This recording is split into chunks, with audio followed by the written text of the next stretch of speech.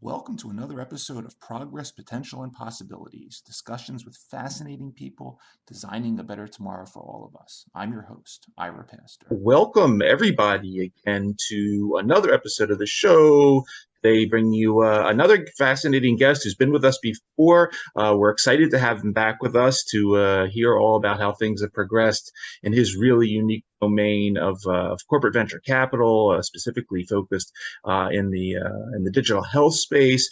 We are honored to be joined again by Bill Taranto, who is president of both the Merck Global Health Innovation Fund as well as the Merck Global Health Private Equity Group. He's founder of the Global Health Innovation Fund, responsible for leading their global health capability for Merck. And that fund was established back in 2010 as a strategic response to challenges surrounding Merck's core business of discovering, developing, and marketing various innovative drugs and vaccines. Bill has over 3 decades of experience in the healthcare industry. The fund is a $500 million evergreen fund focused on identifying various opportunities that are adjacent to Merck's core business of pharmaceuticals and vaccines. And under Bill's leadership, they have invested in over $1 billion to date in 70 companies with more than $7 billion in exits. And the unit's recent deals include participations in various pre-seed rounds for companies like blockchain-based genomics company IndyGeneUS AI. They also have roles of lead investors on both the $3 million round for TransVoyant, developer of digital supply chain services, and the recent $20 million Series A round for cancer therapeutics from Turbine. Many other notable investments in the portfolio, and we'll be putting links to that on the bio of the show. Prior to joining Merck, Bill spent 18 years at J&J in various roles, including as a VP of Healthcare Strategy and Venture at J&J. And there he was responsible for evaluating and creating various new healthcare business models through venture capital and acquisitions. And prior to J&J, Bill spent a lot of time in the investment banking space. We're honored to have him back. A lot of exciting themes to get into today, but Bill Taranto, welcome back to the show. Thank you, Ira. It's always a pleasure to be here. Look forward to chatting with you today. Yeah, absolutely. And I'm excited to hear all about how things have progressed and how things have changed in your neck of the woods, and particularly related to what you're doing. I'd love to start off, though, as we did last time, for those that may not have seen the first episode. Well, if those watching and listening, go watch it. But in the meantime, love to hear sort of the background to you, and again, a little bit of your journey into corporate venture capital. And if you could reintroduce the Merck funds to us, I think that'd be kind of interesting way to start this one off. Yeah, thank you, Ira. Yeah, and as you said in your intro, started, my kind of investing world in banking, and then moved over to J&J. And what was really great about J&J during my time there is, they were probably pretty far ahead of anybody in looking at, you call it digital health today, but even back then it was health, it was IT in healthcare, not even HIT yet. But we got to really learn and experiment and sort of build a really interesting practice around looking at how technology would advance potentially where pharma was going. And the whole idea even of that group was to look 5 to 7 years out and predict where healthcare was going and how technology was going to impact it. And then could we prepare J&J for that kind of future? And in 2010, I received a call from Merck asking if I'd be interested in coming over to them. They really liked what we were doing at J&J. They had a big interest at the time in looking at the adjacent market. And of course, like anybody in your career, right place, right time, right offer kind of thing. It was the right thing for me to do to go over to Merck in 2010 and established, the Merck Global Health Innovation Fund. Interesting, just a reminder, what most people may not remember is the remit was slightly different at the beginning of the fund than what it is today. When I joined Merck back in 2010, Merck was much more of a primary care company and wanted to be more of a broad healthcare company, not so much what J&J was doing, but move more into adjacent businesses. And the original remit of the fund was to really drive revenue and EPS by investing in companies that Merck potentially acquire and build out a portfolio of healthcare companies. What ended up happening is that did pretty well, but in 2016, Merck shifted to being a biologics company, which we are today. Obviously, have the biggest oncology drug, Keytruda. We were asked to focus a little more on the core of the business of Merck and trying to understand, how we improve their business as well as the sort of the industry and where they were going as well. So sort of a combination of both things. One of the things I'll say that was fundamentally different is I think today, and the pharmaceutical industry is quite friendly about this, that it's more important that these assets exist in the world that we're investing in. It's not that Merck or another pharma can't try to acquire them, but it's not really the purpose of it. Its purpose is really just to make sure these assets exist and then the industry of itself are learning to use them. So an example would be, if you're looking at AI and ML and drug discovery, if a company is doing it better than Merck, then Merck had better learn to do it better and learn how to use that technology. So again, more about these assets existing, but certainly if there's ever an M&A opportunity and it's something they were interested in, they could certainly go forward doing to that. Today, we're a $500 million evergreen fund, as you said. We're focused on a number of different areas, but if I could probably, in a short period of time, say we're focused across the pharmaceutical value chain. Mm-hmm. Heavy investing in the drug discovery and development space today, which is things like digital data networks, analytics for target ID. That's that whole AI and ML and drug discovery. New platforms, molecular diagnostics. We're looking at digital pathology and radiology, biomarkers, and then of course in the e-clinical space, the zero gravity clinical trials, anything we can do to improve our clinical development side of the business. We're also in manufacturing, supply chain, and IT, and there we're trying to create more efficiencies into the system. So but think about it more as the data. It's not the physicality of manufacturing. It's the data and tracking goods in and out. So fraud, prevention, damaged goods. How do we better ship our products? How do we track, everything that comes in and everything goes out is kind of the way we're looking at it. It includes blockchain, quantum computing, and those type of things. We still focus on the patient. Access to care and patient support. We look at social determinants of health. We still look at monitoring, which is a big space for us, care coordination, patient care support, those type of things, really trying to enable access to medicines and timely delivery to the right patient, right place, right time sort of concept. And the last big bucket for us is sort of that evidence generation. So real world evidence and data. And it's really trying to, identify data around the world and trying to understand insights as well as outcomes. So that's kind of a 60,000 foot view of where we're investing. Today we're still growth investing. Series C or later, typically our sweet spot's at $5 to $15 million. We'll do an A and B round occasionally, but we're not chartered to do any startup or seed capital. That's kind of a over highlight view of what we're doing today and where we're focused. Excellent. And as I mentioned in the intro, obviously you have a long history of experience in the space, over 3 decades worth.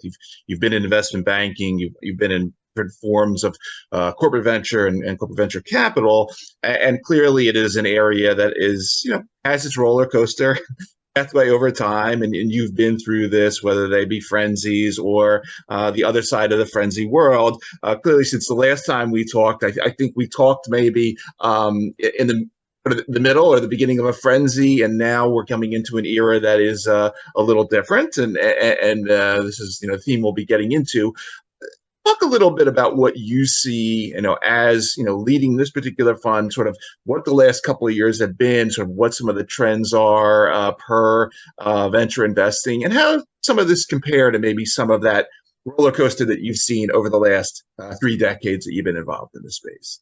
Venture capital is cyclical, right? You have your upturns and your downturns, and we happen to be in a slight downturn right now, and we're part of it. Generated from was a little bit of what happened with COVID, but that's not really the main particular reason, but it did have an impact. But what we saw was in 21 and 22 for a little bit was these high valuations in digital health. And most of these valuations weren't necessarily supported by the P&L in which they were offering, but nonetheless were able to get large amounts of capital at these unrealistic valuations.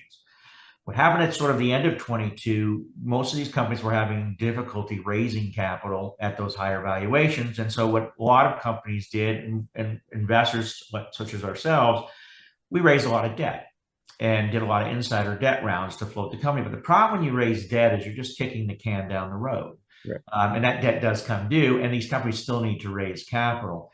And it didn't help with the banking crisis with Silicon Valley Bank, because that was a big sort of resource for portfolio companies for debt. And then so what ended up happening is when that sort of dried up, even if you had a really spectacular P&L, the cost of getting new debt was pretty high. And then if you didn't have a spectacular P&L, you weren't getting any debt.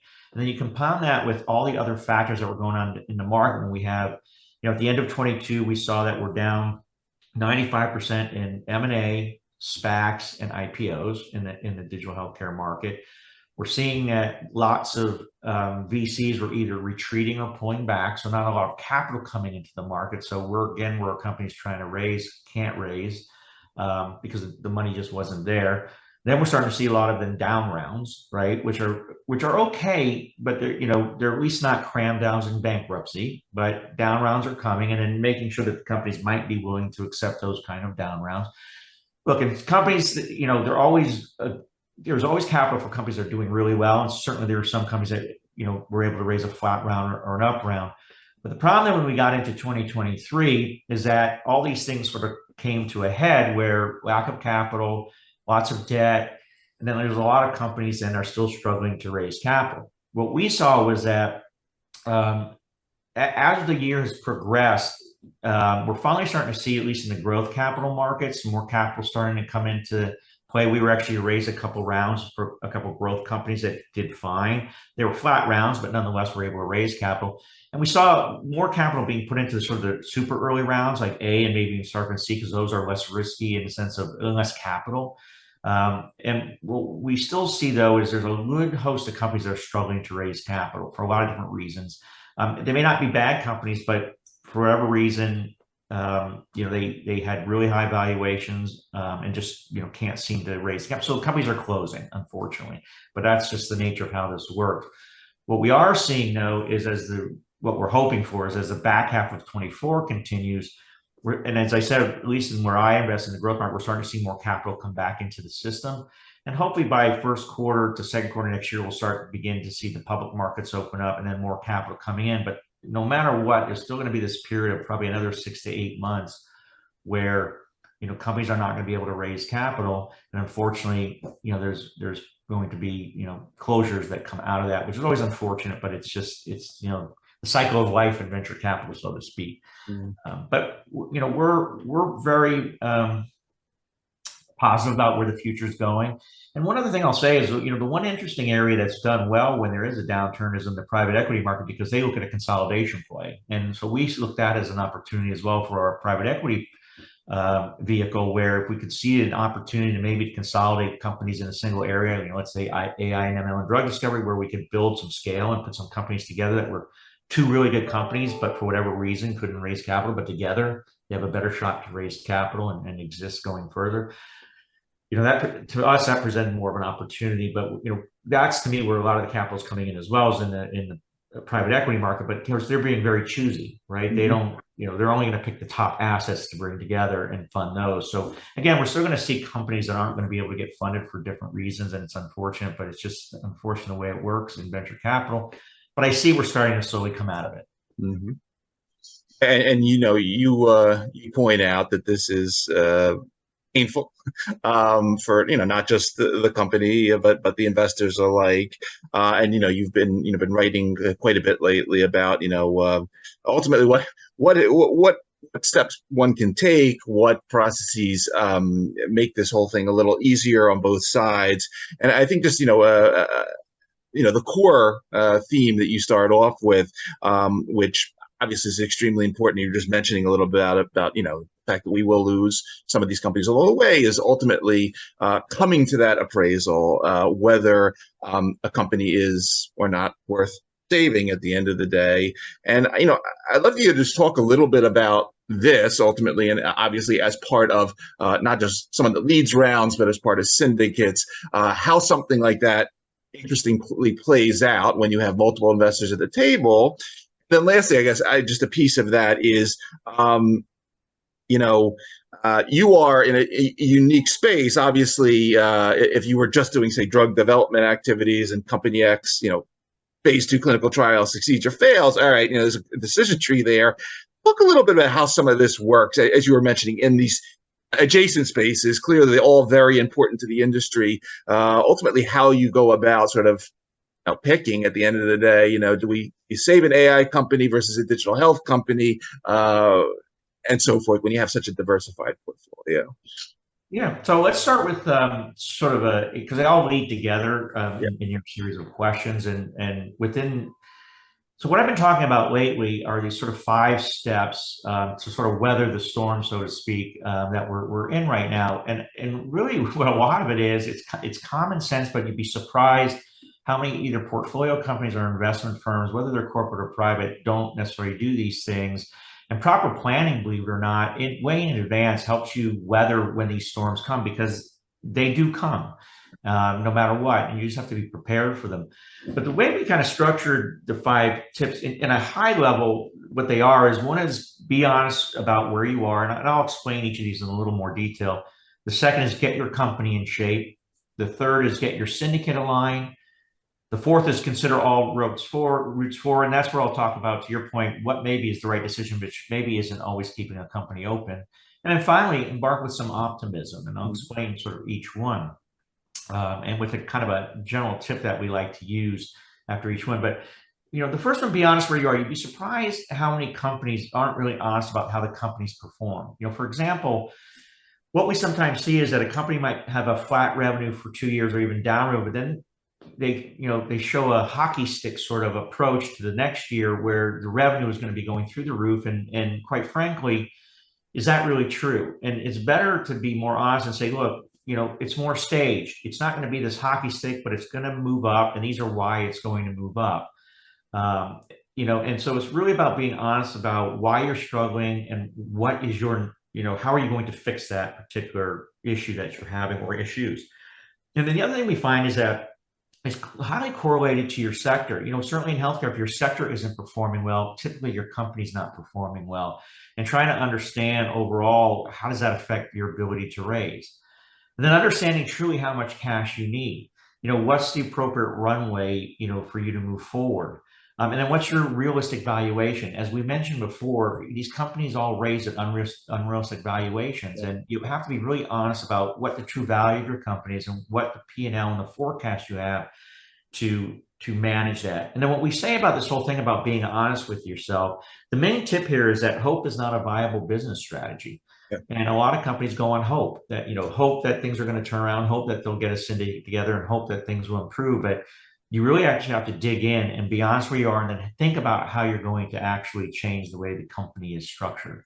And that leads to the second one, is get your company in shape.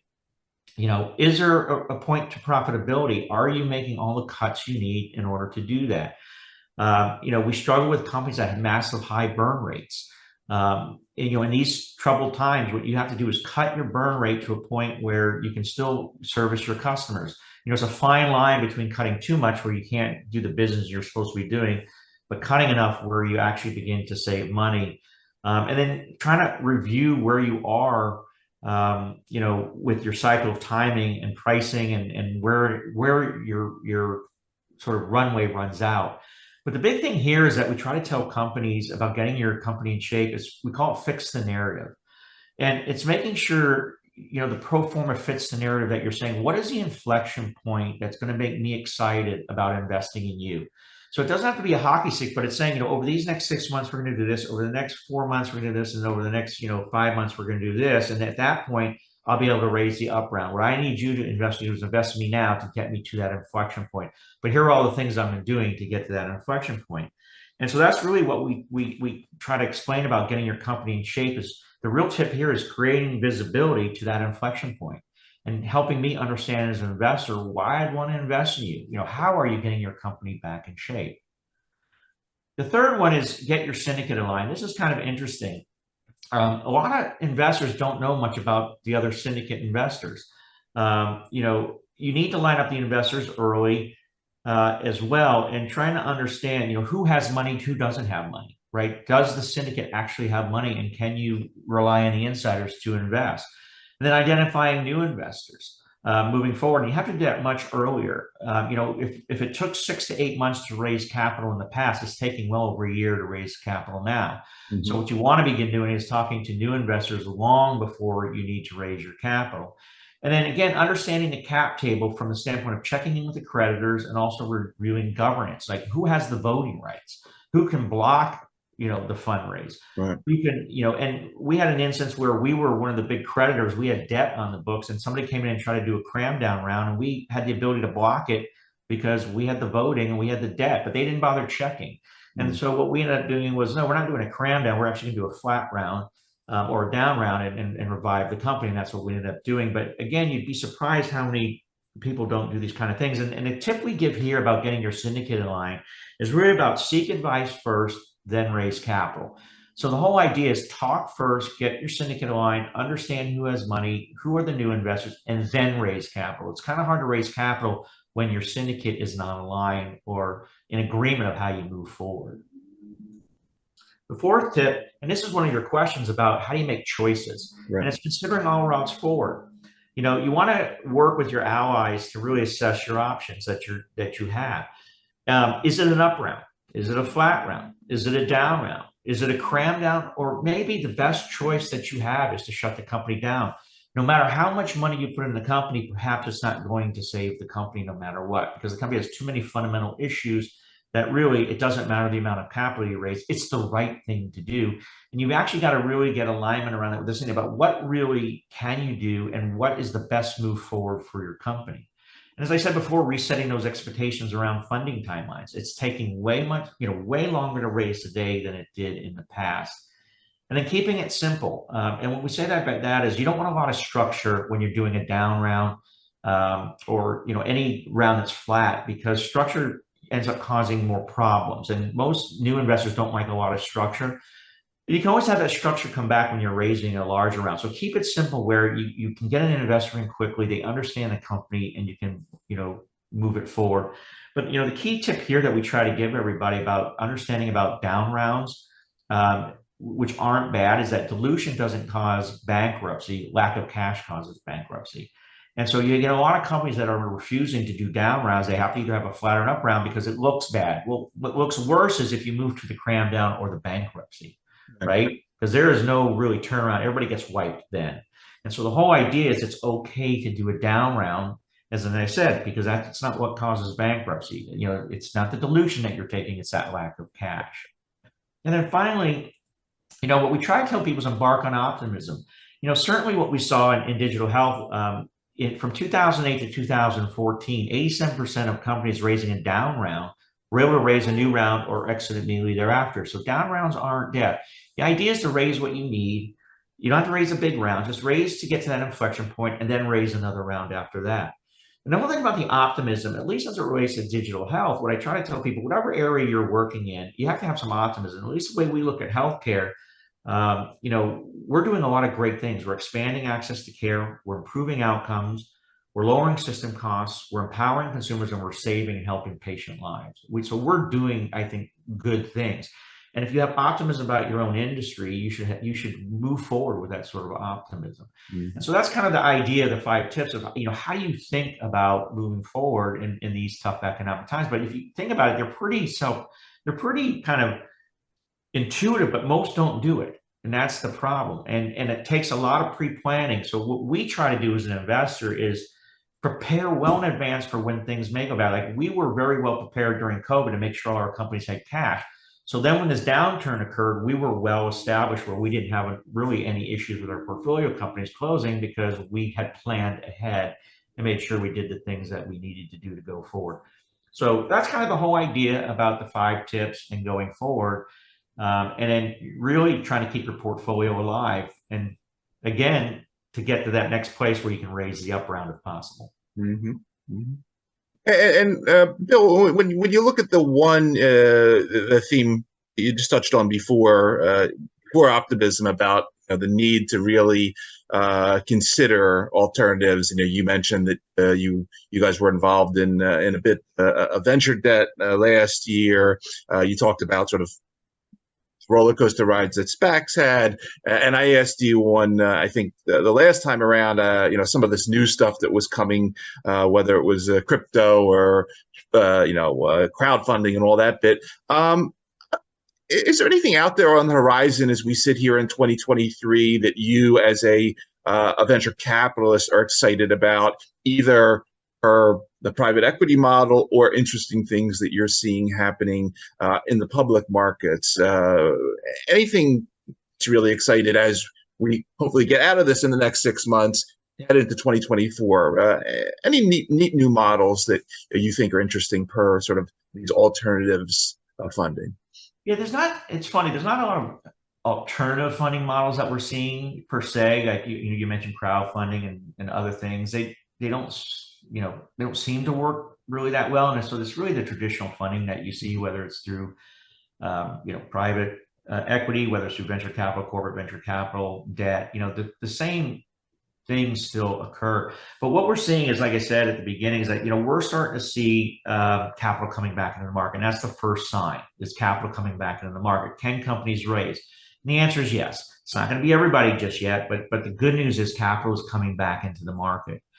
The second piece is that on top of that, when you see where large amounts of private equity money coming into the market, though they're doing a consolidation play, that's okay, because that's how you build scale in digital health. Is in the end, you still have to consolidate these assets.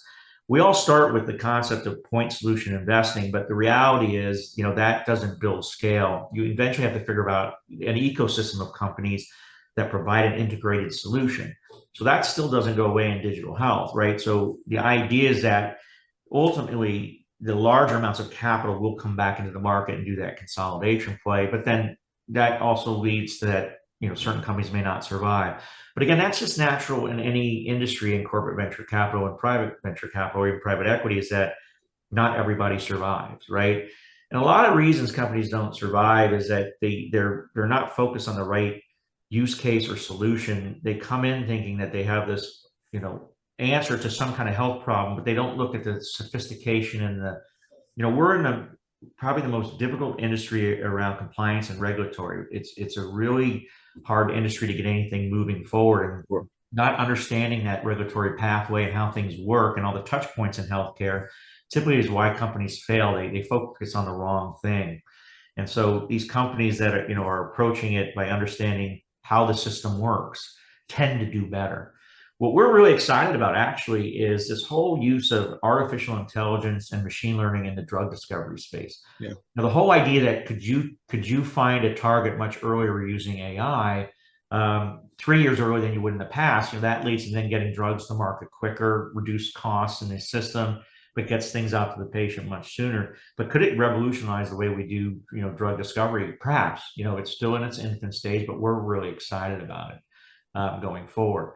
I think certainly the clinical trial space we're excited about, but that's still slow moving. I think pharma is still in its infancy in adopting some of those technologies, but in the end, those technologies are going to change the way we think about the way we do our clinical trials, and hopefully we'll improve them. So we're excited about the space, but I would say we're in the beginning of that space as well. And we're still really excited about the real world evidence and data space. That's still a robust space because, if you look at most of, at least the investments we have, it's heavy US focused. We want to get access to data on a global basis and get those insights and outcomes about patients around the world. And so how do we do that? And the idea is, can we replicate what we did here from a data infrastructure outside the US? And we think the answer is yes. So we're pretty excited as an investor about that space.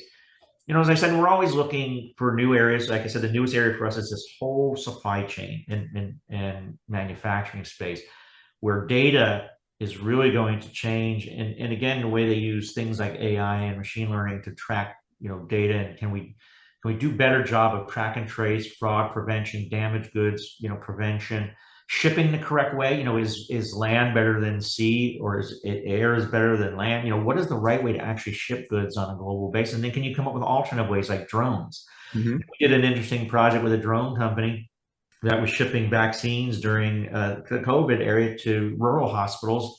They would land on a top of a community hospital and drop them off, and then have access all of a sudden in rural areas to COVID vaccines, which is a novel way to delivery. Can you change cold storage delivery? We have vaccines; those all need to be kept at a certain temperature. But how do you move those to areas that for refrigeration isn't as common in maybe developing countries? So we're thinking about all these novel ways that excite us about access and getting our drugs out to the right people. Which then leads always to the patient, which we're always trying to find new things to do, but really focusing on, I think, health equity. That's probably the biggest one, because we want access for all, but it doesn't happen that way. Yeah. But how do we better think of things that help us understand why patients don't get access to medicines, whether it's ours or anyone else's? It's the idea of helping the community all get better access. So I'd say that's for us where we're really excited right now, where we're going to focus our investments over the next 24 months. I was wondering, as you're talking about that sort of the access part of the portfolio, and clearly, we hear these themes of COVID started this trend and things are not returning to normal. And I'm just interested in as that particular part, clearly you are ready for, whether it is the virtual clinical trial or the distributed clinical trial, whatever the case may be. Maybe some of that stuff in coming back to sort of the traditional way. How much are you sort of seeing that impact of COVID affecting some of these models? Because clearly we're good at doing a lot of things not in the office or not in the lab anymore. Do you think there's business models that are going to be phasing out as we get a little more distributed and virtual for the foreseeable future? Yeah, that's a great question. I think what was interesting is what COVID taught us was that technology could be a tremendous asset for enabling healthcare. That's the fundamental thing we learned. I think as it relates to things like telehealth and telemedicine, what we did see was a tremendous uptick and increase in the acute care side. So your child has an earache, you could quickly use telemedicine to get your antibiotic, and you didn't have to go and see the physician. Where it's still lagging is in chronic care.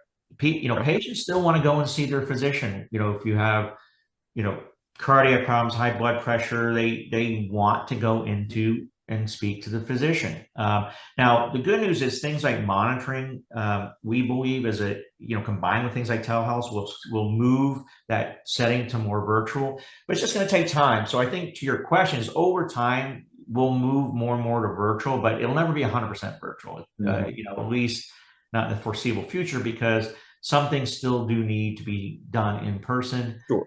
Some diagnostic testing still needs to be done in person. Sometimes the physician does need to see the patient in person.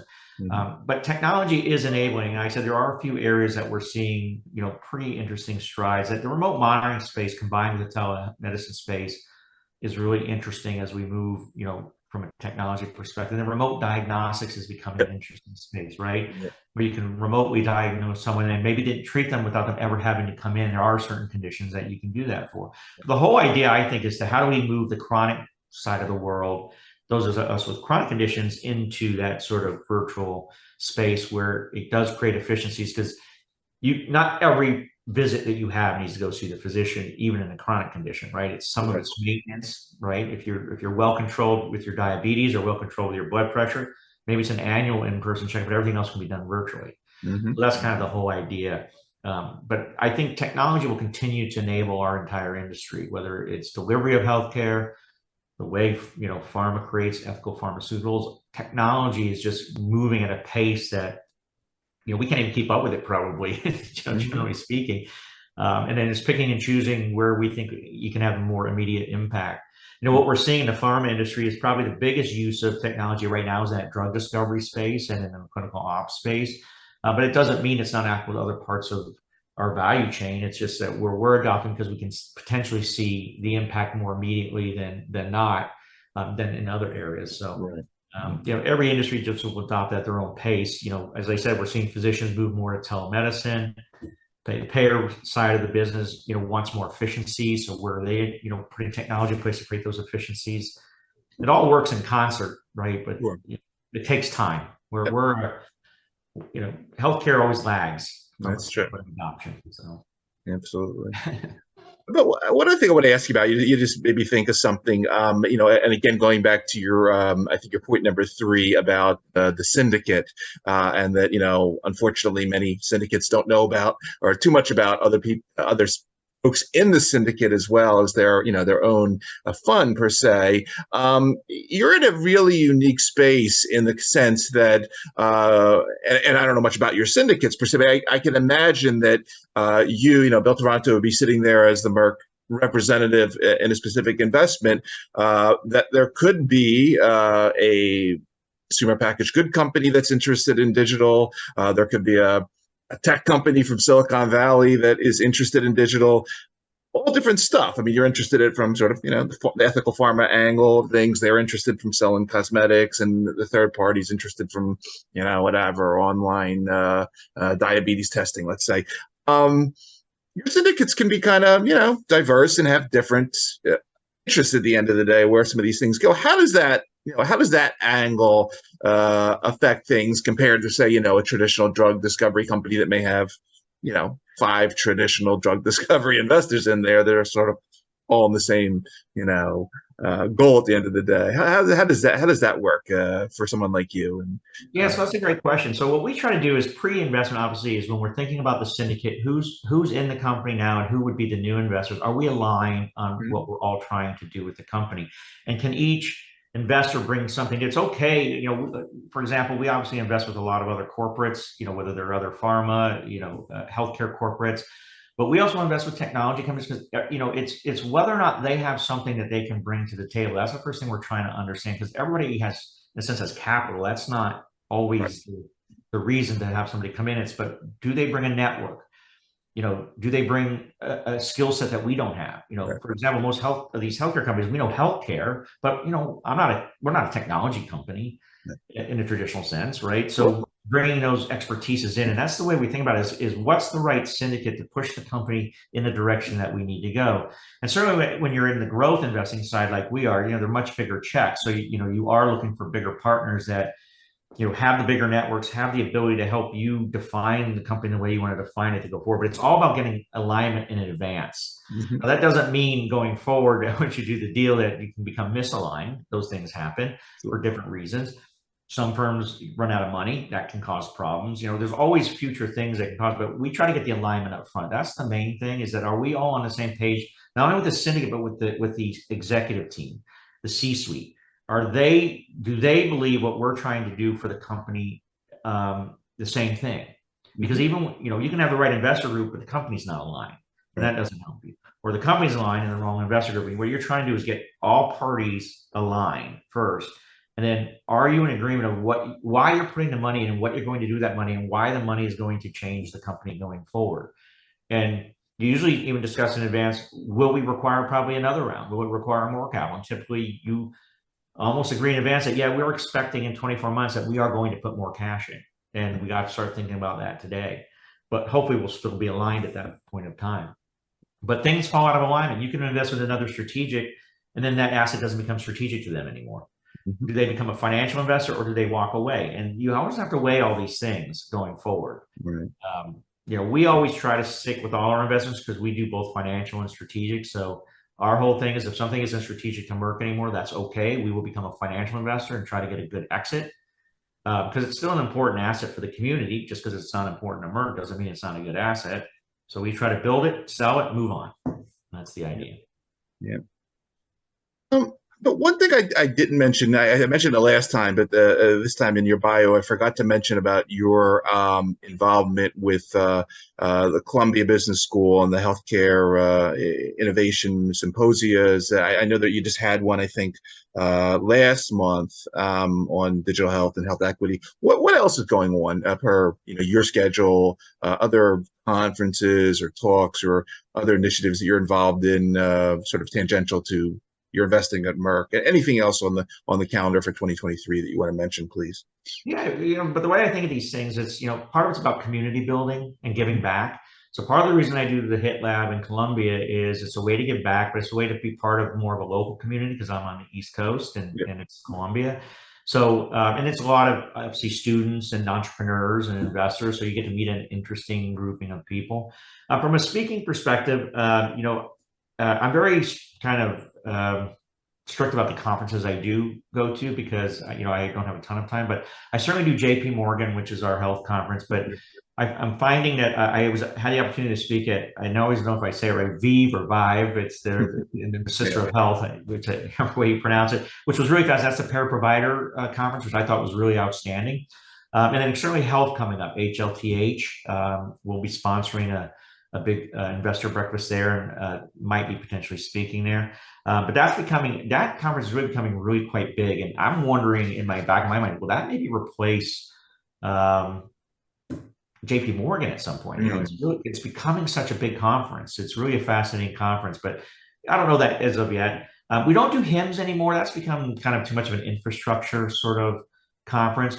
And I never sort of did that one too much. Some people on my staff did. Those are probably the main ones. I support Health Excel as well, which is sort of the global. It's kind of similar to HitLab, but more on a global basis. It's a global community that I like to support. Again, it's entrepreneurs, it's investors, it's companies, but more on a sort of global basis. Those are the main ones that I personally do, going forward. And then certainly my trade associate, which is Global Corporate Venturing, the GCV events, that's our big, they do a Monterey one. And then I just spoke at a London event recently, but I typically will go to their main event in Monterey every year in the spring. And that's called Global Corporate Venturing. That's all industries, but sort of the who's who of corporate venturing.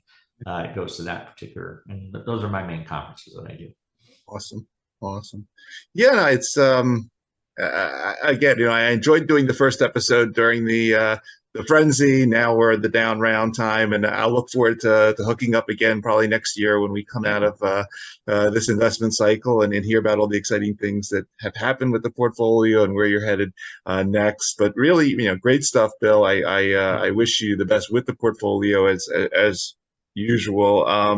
Again, for everybody that is going to be listening to this episode of our show across the podcast networks or watching on the YouTube channel. Again, you've been spending time with Bill Taranto, president of both the Merck Global Health Innovation Fund and the Merck Global Health Private Equity Group.